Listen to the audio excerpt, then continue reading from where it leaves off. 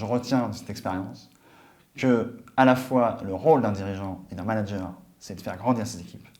Et c'est aussi d'accepter et même de prendre plaisir à ce que ces équipes, une fois grandies, aillent exercer leur talent, parfois et souvent ailleurs.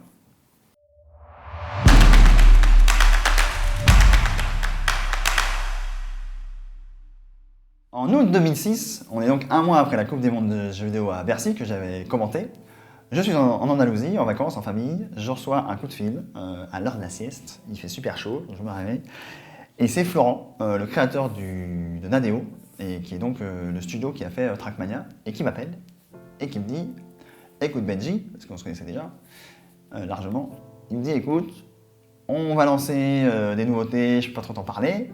On a besoin de quelqu'un qui gère notre communauté, qui gère les modérateurs, qui fait en sorte qu'il y ait des news de la communauté mises en avant dans le jeu, etc. Et au vu de tout ce que tu as fait, etc., on pense que tu es la bonne personne, on aimerait te recruter en tant que salarié chez Nadeo. À temps plein, etc., ce serait cool, bonne ambiance, machin, tu nous connais, etc. Bon. Moi je me dis, bah, c'est super. J'ai aucune envie d'être salarié à temps plein. Moi j'ai envie d'avoir mes sources de revenus primaires qui me permettent de vivre convenablement et le reste de le faire à la passion. Donc peut-être que dans un premier temps, on peut se mettre d'accord sur peut-être 2 jours, etc. Il me dit, bah, dans ce cas-là, il me dit ce que je te propose, c'est que je te garantis un chiffre d'affaires si tu montes ta boîte, tu nous factures et comme ça tu nous accompagnes là-dessus et on part comme ça. Donc évidemment, je prends un petit temps pour réfléchir, mais l'intuition, comme d'habitude, était que évidemment j'allais y aller. C'est le genre de proposition qui ne se refuse pas, puisque j'étais encore, on va dire, je sortais de mon alternance, j'avais eu mon diplôme 1 an avant, et j'étais, on va dire, agent de maintenance informatique. J'avais fait quasiment le tour du métier, et je commençais à m'ennuyer, et j'étais toujours actif dans cette communauté qui était en fait ma passion de cœur. Donc quand le créateur du jeu qui était à la base de ma passion m'appelle, évidemment que dire non est quasiment impossible puisque c'est un appel. C'est quelque chose qui se passe. Il n'y a pas de diplôme, il n'y a pas d'études pour arriver là. D'autant qu'on est en 2006 et que le job qu'il propose, c'est ni plus ni moins que community manager à un moment où le métier n'existe pas. Ce truc-là, ce mot n'est pas prononcé à aucun moment dans la conversation. Avec le recul, on se rend compte que c'est community manager. Donc, je monte ma première société, comme ça, pour répondre à un client qui me garantit déjà du chiffre d'affaires, donc le risque est très limité, tout en gardant mon job temps partiel à côté, donc on est à 0 risque. Et donc dans les premiers mois, comme ça, j'ai pu faire ce que je faisais quasiment déjà bénévolement dans la communauté, le faire de manière rétribuée, nommer les modérateurs dans chaque pays, les recruter, faire en sorte que les pays apparaissent bien dans le jeu, sélectionner les nouveautés, les circuits qui avaient été créés par les joueurs à mettre en avant, les skins, les modèles 3D, sélectionner la vidéo de la semaine, parmi les propositions qui étaient reçues, et en fait animer, fédérer toute cette communauté. Et c'est là où la première fois dans ma vie, j'ai vu la différence entre être animé par le seul moteur qui est la passion dans une communauté, c'est-à-dire être bénévole et ne rien attendre en retour, et avoir son autocarburant et toujours lancer des tonnes de projets, et passer à être rémunéré pour ça. Et contrairement à ce qu'on peut penser, c'est contre-intuitif, mais ça marche moins bien. Dans mon cas, ça a marché moins bien. C'est-à-dire que du moment où j'ai été payé pour faire quasiment la même chose, même si c'était différent, eh ben, il y a quelque chose qui s'est cassé. Je l'ai fait différemment, je pense un peu moins bien, même si ils étaient très contents de ce que je donnais comme service, etc. Mais ça ne s'est pas passé du tout. Ça n'a pas été le boost qui aurait fait que j'allais aller plus loin et faire encore mieux ce que je faisais déjà.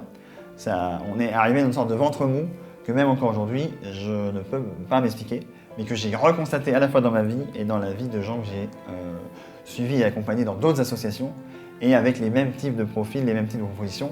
Ça ne donne pas toujours un mieux que d'être rémunéré pour quelque chose qu'on faisait par passion avant. Et ceci dit, le temps passe, on est vers janvier 2007, et là, je reçois un coup de fil de Cédric, le boss de Focus, l'éditeur de Trackmania, donc l'éditeur qui a contracté Nadeo, et qui me dit, écoute, on a vu tout ce que tu faisais, on a déjà collaboré un petit peu ensemble par le passé, on pense que tu as toutes les qualités pour devenir producteur de jeux vidéo, et c'est le poste qu'on te propose.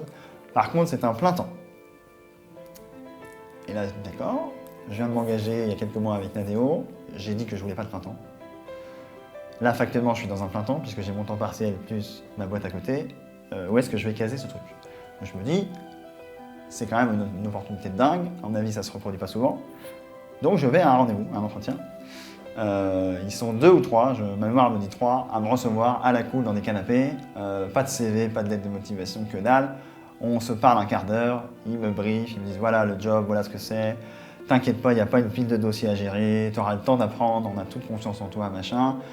Et peut-être que la réflexion à se poser, c'est le pire qui puisse se passer, c'est quoi? Le pire, c'est que ça ne marche pas au bout de 6 mois, 8 mois, 1 an, et que quelque part, je retourne à mes premières amours, qui sont la maintenance de PC, et voilà, bon. Et donc, réfléchis, tu as un choix. Et là, je leur dis, les gars, j'ai un problème. Le temps partiel, à la rigueur, je peux peut-être le dégager. Je peux peut-être dire, écoutez, j'ai fait le tour, on s'en va. Bon. Mais là, je viens de monter ma boîte, j'ai une adhésion client qui est en plus votre partenaire, etc. Comment je vais faire? Et là, je leur dis, j'ai une idée. Je pense que je vais accepter votre proposition.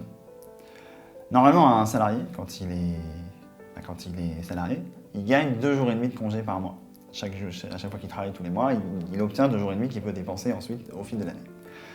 Moi, ce que je vous propose, c'est je viens à plein temps chez vous, je continue ma boîte en parallèle, donc à la fois un peu sur les horaires de l'entreprise et aussi le week-end, etc. Et je fais de la prod vidéo, je continue à travailler pour Nadeo, etc. Mais au lieu de gagner 2 jours et demi de congé par mois, je voudrais gagner 5 jours par mois qui me permettront du coup de les dépenser à bon escient pour pouvoir gérer ma société. Est-ce que vous êtes d'accord? Et là, ils me disent, on est d'accord, on y va. Donc, moi, comme un jeune qui me voyait toujours au même endroit dans ma société, qui m'avait accepté en alternance, qui m'avait pris ensuite, et à qui j'avais promis de rester toute ma vie chez eux, j'ai dû leur annoncer quand même. Ils avaient investi sur moi, ils m'avaient payé la certification Microsoft, enfin bref, ils s'étaient montrés, ils avaient investi quoi. Et donc j'ai dû dire à cette personne-là, que je respectais par ailleurs, que la vie m'offrait un autre chemin, et que ce chemin était inaccessible par ailleurs, et que donc c'était une opportunité unique, que j'allais donc saisir, et que j'étais désolé, que j'allais tout faire bien comme il faut, mais que j'allais devenir producteur de vidéo. Au final, ça s'est beaucoup mieux passé que ce que je pensais. Évidemment, un peu de rancœur, un peu d'amertume, mais le passé m'a montré qu'au final, ça a été bien digéré. Et donc, je suis tombé là sur l'une des personnes les plus importantes de ma vie, de qui j'étais et de qui elle était. C'est Luc Héninger, producteur de jeux vidéo chez Focus. Le seul avant que j'arrive, parce que c'est une boîte qui est partie de zéro. J'ai connu, moi, Focus Home Interactive, ils étaient peut-être 20, max. Maintenant, ils sont cotés en bourse et tout, c'est une autre histoire. Et donc, Luc, qui est devenu un ami depuis, il me voit arriver, il me dit, c'est simple, tu te mets derrière moi. Moi, je vais traiter mes mails, je vais répondre à mes coups de fil, je vais traiter mes dossiers. Tu te mets derrière moi, là, juste. Tu regardes tout ce que je fais. Et dès que tu as une question, tu m'interromps. Et en fait, maintenant, je le sais, à l'époque, je ne le savais pas, parce que je suis une éponge. Et donc, quand je vois des process, quand j'entends des choses, ça me nourrit et je suis capable de les répliquer ensuite. On a fait 15 jours, 3 semaines comme ça. Dès que j'avais une question, j'interrompais, il me faisait un petit schéma, où il discutait, machin. La plupart des échanges étaient en anglais, donc voilà, des petits mots techniques, etc. Et quelque part, au bout de 2-3 mois dans cette société, la plupart des gens qui étaient là depuis 2, 3, 4 ans, pour eux, je faisais déjà partie des meubles et j'étais comme l'un des leurs. C'est-à-dire que je suis devenu peu à peu le jumeau de Luc, pas avec autant d'expérience, mais avec la même façon d'aborder les problèmes et de faire en sorte que surtout ceux-ci se résolvent. Parce que quand on est à la fois entrepreneur, mais aussi collaborateur et salarié, etc., oui, s'il n'y avait pas de problème, on n'aurait pas de job. Et notre job, c'est pas de faire durer les problèmes, c'est surtout de les résoudre. Surtout dans la production de jeux vidéo, où en fait ça va à un rythme effréné, et où le job de producteur de jeux vidéo, en fait, c'est un chef de projet géant, où concrètement, chaque studio est un interlocuteur indépendant avec ses propres process, ses propres façons de faire, ses propres jeux, ses propres envies, ses propres aspirations, et que le rôle d'un producteur, c'est de faire en sorte qu'au bout d'un moment, parmi tous ces techniciens, artistes, développeurs, etc., le jeu sorte. Et souvent, avec les artistes, l'œuvre n'est jamais finie. Donc, quelque part, il faut faire en sorte de resserrer cet entonnoir pour sortir le meilleur et que les joueurs, au final, parce que c'est ça qui est intéressant, c'est que les joueurs trouvent leur plaisir et que le jeu soit abouti et qu'en fait, il soit conforme aux promesses et même recèle beaucoup de surprises. Donc, en tant que producteur de jeu, j'ai eu notamment la chance d'être chef de projet lors de l'adaptation du jeu dont j'étais fan, donc Trackmania, sur DS et sur Wii, et de faire en sorte que ce soit fidèle à l'esprit du jeu, que les circuits soient de qualité, qu'il y ait le même fun qui se dégage de tout ça. Et ça aurait été impossible sans la coordination à l'intérieur de Focus avec les différents départements, que ce soit le service des tests, les graphistes, les commerciaux, le marketing, les vidéastes, puisque c'est une société qui avait choisi de tout internaliser, et aussi de Nadeo, les créateurs originels du jeu, qui devaient bien évidemment valider le fait que quand on joue, on ressent quelque chose, et que même si c'est pas eux qui ont développé ça, ce soit conforme à leur philosophie. c'est une période que je garde comme on va dire un joyau, puisque ça m'a poussé dans mes retranchements, et à la fois j'ai appris énormément, j'ai apporté beaucoup de valeur à cette société, et elle m'en a donné beaucoup aussi. Et à un moment donné, peut-être comme toutes les belles histoires, dans l'entretien que j'avais eu pour avoir ce job, je leur ai dit, vous savez, mes vies professionnelles sont assez courtes. En général, je reste 2 ans et demi dans les entreprises. Et à un moment donné, on venait juste de m'augmenter considérablement, puisque je montrais ma valeur, donc elle était rétribuée, c'était normal.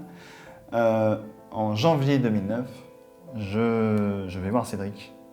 Alors j'avais déjà dit à Luc, mais je vais voir Cédric, et je lui dis, je vais quitter la société en septembre 2009. Et là, comme tout entrepreneur, comme tout dirigeant qui investit énormément sur son personnel, etc., ça peut faire un choc parce qu'on se dit, il est là, ça se passe bien. J'avais une sorte de symbiose avec lui, c'est-à-dire que d'un regard, on savait ce que l'autre pensait, etc. Donc il y avait une efficacité qui se développait ici. Et donc il me dit, mais c'est bizarre, vous avez dit 2 ans et demi, tu vas nous quitter plutôt que ça. Je dis, non, factuellement, je suis arrivé en février 2007, en septembre 2009, ça fera 2 ans et demi. Et je vous l'annonce 9 mois avant, par fair play. Parce que je pense que j'ai fait le tour ici. J'en suis immensément plein de gratitude, mais quelque part, je sens que mon chemin de vie est ailleurs et que tout ce que j'aurais appris ici va me servir. Et comme ce sont des gens intelligents, on s'est séparés en excellents termes, puisque même j'ai collaboré ensuite après avec les autres boîtes que j'ai montées, et que quelque part, je retiens de cette expérience que à la fois le rôle d'un dirigeant et d'un manager, c'est de faire grandir ses équipes. Et c'est aussi d'accepter et même de prendre plaisir à ce que ces équipes, une fois grandies, aillent exercer leur talent, parfois et souvent ailleurs.